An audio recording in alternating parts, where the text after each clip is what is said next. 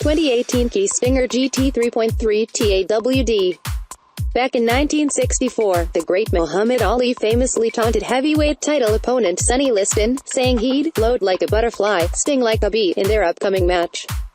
We have to wonder if the team that developed the all-new Kia Stinger took that quote as their mantra, because it describes with uncanny precision the car they created to attack the sports sedan segment. Quick step agility with the strength to deliver a powerful punch is the very definition of a sports sedan, and Kia has largely, but not entirely, delivered on that goal with the Stinger. It's not for lack of trying. The Stinger, which is actually a hatchback, is built from solid hardware, on a version of the Genesis G70's rear-wheel drive platform.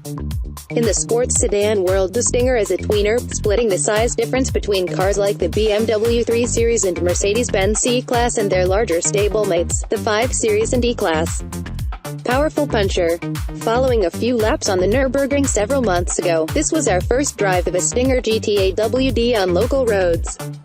All GTs are powered by the same twin-turbocharged 3.3-liter V6 offered in the big Genesis G90 Luxe Cruiser and the Genesis G80 Sport. The boosted mill develops a healthy 365 horsepower and 376 pound-feet of torque and is lashed to a Kia-built 8-speed automatic. Base Stingers are powered by a turbocharged 2.0-liter inline-4 that makes 255 horses and 260 pound-feet and is also mated to the 8-speed auto.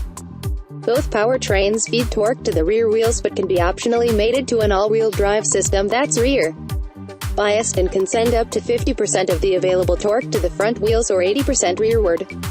The GT's standard equipment is certainly appropriate to its mission. Our AWD test car came with Brembo brakes, adjustable dampers, and Michelin Pilot Sport 4 performance footwear, size 225/40th ZR19 in front and 255/35th ZR19 at the rear, on handsome aluminum wheels. The powertrain and chassis are controlled via a driving mode switch that offers 5 settings: Comfort, Sport, Smart, Eco, and Custom, the last of which allows you to mix and match suspension firmness, throttle mapping, shift programs, and engine sound enhancement. A fighter's countenance. The mechanicals are bolted to a car whose styling promises they will be put to good use. The Stinger's hatchback body is adorned with an angry face and enough mean-looking slots and grills to make its go-fast intentions unmistakable. The interior layout is handsomely sporting as well, with a simple sweep of an instrument panel, clear gauges, a flat-bottom steering wheel with shift paddles, and standard leather trimmings. Our track testing revealed that the hottest Kia does indeed sting like a bee. 60 miles per hour comes up in 4.6 seconds, it circulates the skid pad at 0.91 grams. And it stops from 70 miles per hour in 164 feet. Kia claims that the car's top speed is governed at 167 miles per hour.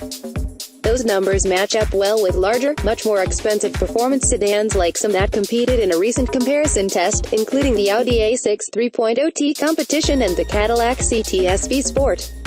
The Stinger's machinery whirs in relative harmony in everyday driving. The suspension rides well, the steering is reasonably direct, the brake pedal is firm, and the twin-turbo V6 provides plenty of thrust. Although there's a beat or 3 of boost lag at lower speeds and from rest. It's a quick, pleasant sedan and a comfortable one, too, particularly for backseat riders, who have much more room to stretch their legs than they do in a 3 Series or AC class. It bobs, it weaves.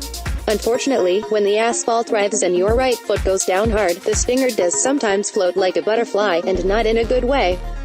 We experienced several unnerving sideways twitches while traversing nasty heaves in the middle of fast corners that convinced us that firmer rear damper tuning was needed.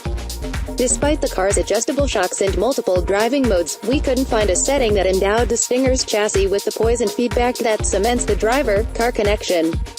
What's more, the throttle was too jumpy in sport mode for smooth mid-corner power applications, the transmission was slow to respond to calls for downshifts from the steering wheel paddles, and the engine sounds merely ordinary in its upper rev range. If the Stinger's footwork isn't honed to a razor's edge, it has another way to deliver a roundhouse punch to the performance sedan segment: Kia style value.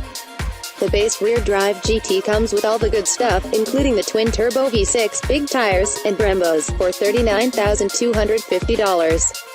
All-wheel drive adds $2,200. Our test car, however, had the full boat GT2 trim package, which loaded it with everything from active safety gear to nap leather and busted the sticker to $52,300.